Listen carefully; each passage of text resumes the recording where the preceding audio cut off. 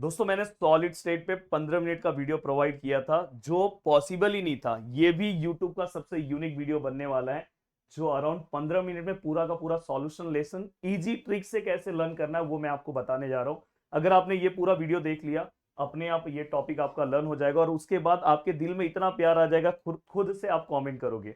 तो दोस्तों इसके लिए भी आपको मैं टारगेट लाइक 1000 दे रहा हूं। जैसे आपने सॉलिड स्टेट का 1000 कंप्लीट किया, आज वीडियो आ गया, सेम अगर आप इसे 1000 कंप्लीट कर दोगे, जैसे अगर आज कर दोगे तो कल दूसरा वीडियो आ जाएगा। इसलिए वीडियो को शेयर करो, लाइक कर दो, नीचे कमेंट कर दो। और दोस्तों अगर आप इस तरह से सपोर्ट दिखाओगे तो मैं आपका फिजिक्स 2 और केमिस्ट्री बहुत इजी कर दूंगा। बाकी चीजें तो बहुत इजी चल ही रही है, बाकी मैथ्स तो प्रोवाइड कर ही रहा हूं, प्रदीप सर फिजिक्स 1 दे ही रहे हैं, और क्या चाहिए आपको। चलते हैं दोस्तों one by one, even bio भी बहुत इजी कर दूंगा। देखो पहला क्वेश्चन है सॉल्यूशन। बोर्ड एग्जाम हमेशा इसी के ऊपर पूछता है, व्हाट इज सॉल्यूशन। बस बोर्ड एग्जाम ये स्टेटमेंट की मांग करता है। हम क्या बहुत हार्ड है करके पढ़ नहीं रहे। देखो कितना सिंपल सा लिखा है दोस्तों, 2 और मोर सब्सटेंसेस, बस उसके आगे क्या रखना है, मिक्सचर। और कौन सा मिक्सचर, होमोजीनियस मिक्सचर। दो टाइप के होते हैं, एक हेट्रोजीनियस और एक homogeneous.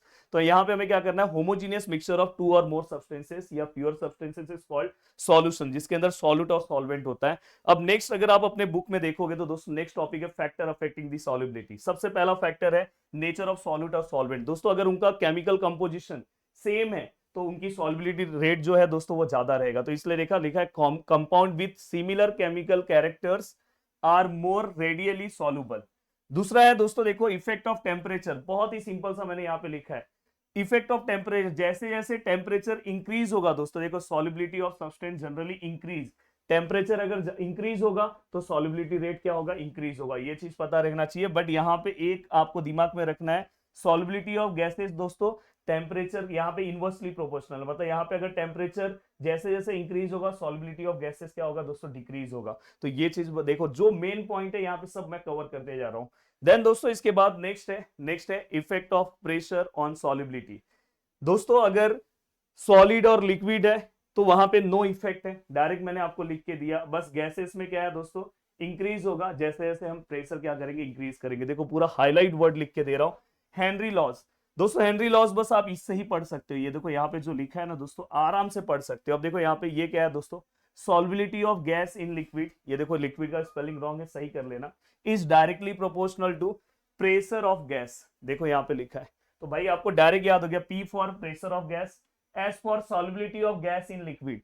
Solubility of gas in liquid is directly proportional to pressure of gas. Direct आप बोल दोगे ओवर द सॉल्यूशन, तो ये डायरेक्ट आपको हो जाएगा। और यहाँ पे जो कांस्टेंट है दोस्तों उसको हम के से लेते हैं, हेनरी का, और ये इसका यूनिट है। बस इतनी चीज याद रखो, what is Henry law, state Henry law and its unit. बहुत बार बोर्ड एग्जाम ने पूछा है, जाके प्रीवियस क्वेश्चन पेपर में देख लो।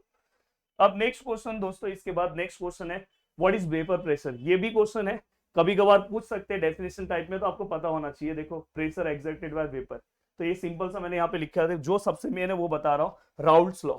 बहुत सारे लोग के मन में कंफ्यूजन होगा, सर ये याद नहीं होता है, बस ये याद रखो। ये देखो यहाँ पे मैंने क्या लिखा है, पार्शियल वेपर प्रेशर दिखाई दे रहा है, पार्शियल वेपर प्रेशर दिखाई दे रहा है, इक्वल टू यहाँ पे क्या है, मोल फ्रैक्शन है। ये देखो मोल फ्रैक्शन दिखाई दे रहा है। और दोस्तों ये क्या दिखाई दे रहा है आपको, ये vapour pressure of pure component. तो आपका यही तो यहाँ पे राउल्ट्स लॉ है। राउल्ट्स लॉ क्या बोलता है दोस्तों, partial vapour pressure of any volatile component of solution is equal to, यहां पे आप पहले इसको लिख दो दोस्तों, vapour pressure of pure component multiply by its mole fraction. एक झटके में याद हो जा रहा है दोस्तों। देखो vapour pressure of partial vapour pressure of any volatile component of solution is equal to the vapour pressure of pure component multiply by mole fraction. हो गया। अब दोस्तों इसके अकॉर्डिंग ये चीजें आपको पता होनी चाहिए, ये भी मैं एक झटके में आपको समझा दे रहा हूं। देखो दोस्तों ये तो मैंने इससे ही लिखा है राउल्ट्स लॉ से, यहाँ पे ये दूसरे के लिए लिखा है, तो ये P1 P2 हो गया। अगर मैं डाल्टन थ्योरी के अकॉर्डिंग मैं दोनों को क्या करूंगा दोस्तों, प्लस करूंगा। देखो ना P equal to P1 plus P2। P क्या है दोस्तों, P1 क्या है X1, और ये क्या है X2 P2। बाद में मैं देखूं मैं क्या कर रहा हूँ, पता आपको पता है, मोल फ्रैक्शन का आपको पता है X1 X2 which is equal to क्या होता है दोस्तों 1। तो यहाँ पे अगर मैं X1 का आंसर निकालू तो X1 क्या होगा, 1 माइनस X2, 1 माइनस X2। जबकि ये इजी ट्रिक का वीडियो है, फिर भी सब चीजें बता रहा हूँ। ये P1 अंदर मल्टीप्लाई कर दो, P1 X2 हो गया, और ये देखो P2 X2 हो गया।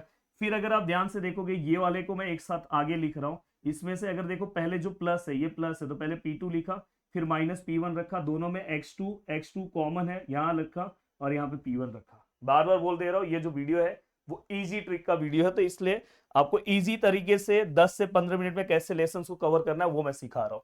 देखो दोस्तों, ideal and non ideal solution, बहुत टेंशन आता है अगर व्हाट इज आइडियल सॉल्यूशन। सबसे पहला पॉइंट क्या लिख देने का, ऐसा सॉल्यूशन दोस्तों जो राउल्स लॉ को क्या करता है, ओबे करता है। नॉन आइडियल सॉल्यूशन मतलब क्या आएगा दोस्तों, देखो not obey the Raoult's law. तो ideal solution obey the Raoult's law, और दूसरा क्या आएगा, not obey the Raoult's law. यहाँ पे एंथैल्पी क्या आएगा दोस्तों, 0। या तो आप लिख दोगे नो हीट इज इवॉल्व और एब्जॉर्ब, 2 पॉइंट हो गया, बोर्ड एग्जाम बस 2 ही पूछता है यार। और तीसरा भी अगर लिखना है कि नो चेंज इन वॉल्यूम, तो ये देखो ये जो पॉइंट है ये आप लिख सकते हो। 3 पॉइंट्स आपको आइडियल के बारे में पता चल गया। नॉन आइडियल के बारे में दोस्तों पहला पॉइंट आपको पता चल गया, दूसरा पढ़ना है तो आप पढ़ लो फटक से। तो बस बोर्ड एग्जाम जो पूछता है बस आपको वो पता होना चाहिए। नेक्स्ट है व्हाट इज कॉलिगेटिव प्रॉपर्टी। इतना सिंपल सा डेफिनेशन दिया हूं दोस्तों, देखो यहाँ पे physical property of solution depend on number of solute and do not their nature. तो बस ये आपको याद रखना है कि फिजिकल प्रॉपर्टी ऑफ सॉल्यूशन किसके ऊपर डिपेंड है, नंबर ऑफ सॉल्यूट पे, सॉल्यूट पार्टिकल, और उसके नॉट ऑन देयर नेचर। बस ये 2 वर्ड्स याद रखोगे, आपको ये आंसर याद हो गया। नेक्स्ट दोस्तों, इसके बाद next lowering of vapour pressure, बहुत ज्यादा टेंशन चलता है भाई, बस ये याद कर लो। जहां पे नॉट है मतलब प्योर है, प्योर सॉल्वेंट है। अब देखो इतना सिंपल सा मैं आपको दे रहा हूं, देखो दोस्तों यहाँ पे vapour, it is the difference, difference मतलब minus vapour pressure of pure solvent and vapour pressure of solvent in the solution. तो यहाँ पे vapour pressure of pure solvent and vapour pressure of solvent above the solution, ये आप direct इसका definition याद कर सकते हो, this is called lowering of vapour pressure. कितना सिंपल दे रहा हूं। अब उसके अकॉर्डिंग कभी आपको ये डिराइव करने आया तो आपको आना चाहिए। देखो दोस्तों ये तो आपको पता है, पीछे हमने पढ़ा है। तो देखो दोस्तों उसके अकॉर्डिंग ये आपको पता है दोस्तों, x1 को हम इस तरह से कैसे लिख सकते हैं, मैंने आपको थोड़ी देर पहले ही बोला कि x1 x2 which is equal to 1, then दोस्तों x1 which is equal to 1 minus x2। तो यहाँ पे देखो हम 1 माइनस x2 ले रहे हैं, फिर P1 अंदर आएगा, P1 x2 आएगा, ये हो गया। अब यहाँ से मैं P1 x2 को यहाँ लूंगा तो प्लस हो गया, ये x1 है, ये P1 डॉट है, और यहाँ पे क्या P1 आया। अब दोस्तों यहाँ पे मैं क्या करूंगा पता है, ये देखो आपने ये जो दोनों लिखा है इसका मतलब क्या होता है दोस्तों, डेल्टा पी। तो यहाँ पे देखो मैंने डेल्टा पी लिखा, इसकी जगह पे मैंने डेल्टा पी लिखा, और ये वाला पार्ट यहाँ पे लिखा।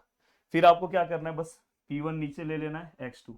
तो x2 का ये कभी अगर आपको डिराइव करने आया तो आपको पता होना चाहिए, एक झटके में समझ में आया दोस्तों। अब नेक्स्ट है एलिवेशन इन बॉइलिंग पॉइंट, इसमें सबसे ज्यादा इंपॉर्टेंट है दोस्तों, डेफिनेशन तो है, इसका जो कांस्टेंट है उसका डिफाइन आता है। तो ये देखो ये तो आपको एक झटके में समझ में आ जाएगा, ये तो आप डायरेक्ट समझ रहे हो। देखो यहाँ पे अगर आप ध्यान से अगर देखने की कोशिश करोगे तो ये बॉइलिंग पॉइंट ऑफ सॉल्यूशन है, ये boiling point of pure solvent है, यहाँ पे लिख भी दिया, it is a difference between of boiling point of solution and boiling point of pure solvent. Support करो यार, पूरा आंसर लर्न करा दूंगा, फिजिक्स 2 ये सब जो मेन पॉइंट है, और एक आप जाके प्रीवियस ईयर क्वेश्चन देखो, आपको सब आंसर आएगा देने, ये मेरा लेक्चर देख के। नेक्स्ट इसके बाद अगर आप देखोगे, ये आपको पता होना चाहिए, देखो यहाँ पे बॉइलिंग पॉइंट ऑफ एलिवेशन दिखाई दे रहा है, is directly proportional to molality of solution. अब दोस्तों यहाँ पे जो हम कांस्टेंट लेते हैं वो केबी लेते हैं, क्योंकि एलिवेशन ऑफ बॉइलिंग पॉइंट है। अब दोस्तों ये केबी अगर समझो मैं यहाँ पे मोलैलिटी 1 ले रहा हूँ, देखो 1 ले रहा हूँ, तो ये जो ये देखो यहाँ पे डेल्टा टीबी दिखाई दे रहा हो, केबी को इक्वल हो जाएगा, और ये इक्वल हो जाएगा। तो यहाँ ही पे आता है दोस्तों जो कांस्टेंट है, इसको मैं क्या बोलूंगा, molal elevation constant, ebullioscopic constant. Exam में आप बहुत बार क्वेश्चन पूछा गया, आप जाके प्रीवियस ईयर्स पेपर उठा के देखो। तो यहाँ पे इसका इतना सिंपल सा डेफिनेशन है दोस्तों, ये टॉपिक कौन सा है, elevation in boiling point produce by 1 molar solution, बस यही बोलना है, elevation in boiling point produce by 1 molar solution. अब क्रायोस्कोपिक दोस्तों इसके बाद हम पढ़ने वाले फ्रीजिंग पॉइंट में, वहां पे बहुत सिंपल सा है, यहाँ पे आप एलिवेशन इन बॉइलिंग पॉइंट, वहां depression in freezing point produce by 1 molar solution is called cryoscopic constant. देखो यहाँ पे मैंने यूनिट्स भी लिख दिया। अब देखो ये आपके लिए कितना सिंपल है, देखो यहाँ पे ये तो डेफिनेशन आप समझ गए, ये भी समझ गए। देखो यहाँ पे क्रायोस्कोपिक कांस्टेंट है, यहाँ पे क्या आएगा दोस्तों इसके बीच में, यहाँ पे अगर आप ध्यान से देखोगे, जैसे इसके पहले हमने लिखा ना, यहाँ पे देखो यहाँ पे हमने लिखा ना केबी, तो वहां पे केएफ आएगा, क्या आएगा दोस्तों, केएफ। अब जो केएफ है देखो मैंने यहाँ पे लिखा है, उसको हम क्रायोस्कोपिक कांस्टेंट बोलते हैं। एग्जाम में बहुत बार पूछा है व्हाट इज क्रायोस्कोपिक कांस्टेंट, कितना इजी है दोस्तों। टॉपिक का नाम क्या है, depression in freezing point produce by 1 molar direct भाई ये देखो, ये सॉल्यूशन इज कॉल्ड, डायरेक्ट लिख सकते हो क्रायोस्कोपिक कांस्टेंट, और इजी कितना करके दो। अब चलते हैं दोस्तों, नेक्स्ट है ऑस्मोसिस, बहुत बार क्वेश्चन पूछा है। ये तीन चीजें बहुत ज्यादा इंपॉर्टेंट है, isotonic solution, hypertonic solution, hypotonic solution. And next one कभी कभार ऑस्मोटिक प्रेशर पूछते हैं। तो दोस्तों ये आपको पढ़ना है तो पढ़ लो। मिनिमम प्रेशर है that must be apply on solution, stop the phenomena of osmosis, ये याद रखना, stop the osmosis phenomena of osmosis. हम क्या करते हैं, मिनिमम प्रेशर अप्लाई करते हैं, बस ये याद रखोगे, याद हो जाएगा। आइसोटोनिक मतलब दोस्तों ऐसा सॉल्यूशन जिसके कॉन्सेंट्रेशन दोनों सॉल्यूशन के सेम हो। Isotonic solution have similar concentration, या तो आप बोल सकते हो सिमिलर ऑस्मोटिक प्रेशर। हाइपरटोनिक में हाई ऑस्मोटिक प्रेशर होता है दोस्तों, इसलिए देखो यहां पे लिखा है the solution having higher osmotic pressure is called hypertonic solution with respect to other solution, ऐसे बस लिख देना।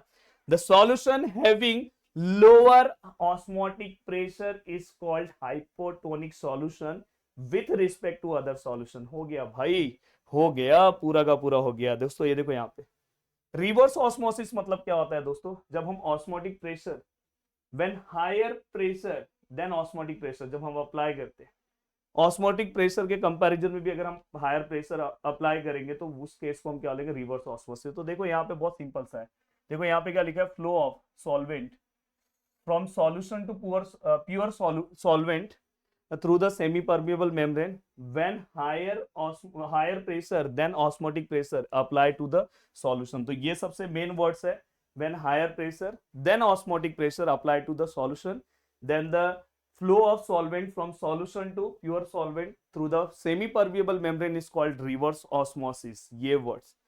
देन दोस्तों इसके बाद ये पूरा का पूरा आपको याद हो गया। देन इसके बाद degree of dissociation and van't Hoff factors के बीच का जो रिलेशन है, बस ये आपको याद होना चाहिए, I-1/N-1। बस अब जाके आप अपना बुक ओपन करो, आप जरूर मेरी तारीफ करोगे कि सर आपने तो हमारा पूरा टेंशन खत्म कर दिया। जो लोग बहुत टेंशन लेते थे 10 मिनट में पूरा लेसन कवर किया हो दोस्तों, 10 मिनट में। वीडियो को देखने के लिए दिल से thanks, thank you so much दोस्तों। अगर आप चाहते हो कि नेक्स्ट लेसन थर्मोडायनेमिक वाला लेसन सर इतने 10-10 मिनट के आने चाहिए, मैं आपको फिजिक्स टू बहुत इजी बना दूंगा इसी तरह से। और ये जो नोट्स है दोस्तों, ये जो नोट्स है, ये नोट्स आपको जब क्रैश कोर्स से जो स्टूडेंट ज्वाइन होंगे उनको मैं प्रोवाइड करने वाला हूँ।